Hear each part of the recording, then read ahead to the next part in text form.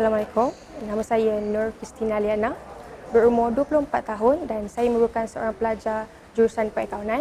Saya tinggal di Shah Alam, Selangor dan keluarga saya datang daripada kumpulan B40.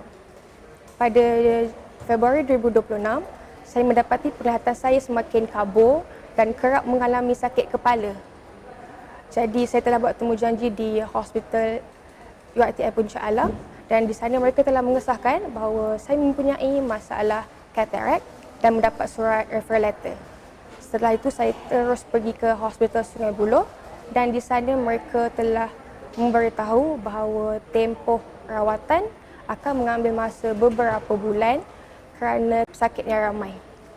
Jadi, ibu saudara saya yang pernah bekerja di Asunta telah memberikan nombor telefon sister supaya saya membuat permohonan dan selepas pembedahan dilakukan, penglihatan saya kembali normal, tiada lagi sakit kepala, penglihatan yang jelas dan saya boleh menjalani hari-hari saya macam biasa.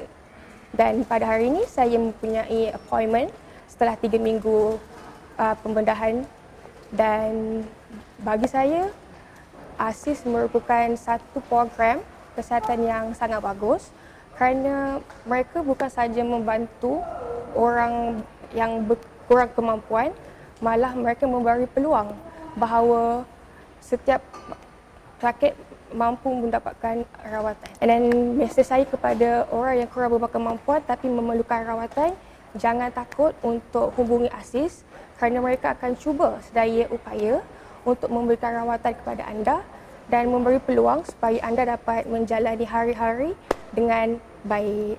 Dan ini saya ingin mengucapkan terima kasih kepada pihak ASIS kerana membantu saya dan saya berharap agar ramai lagi boleh membantu supaya kami boleh membantu orang ramai.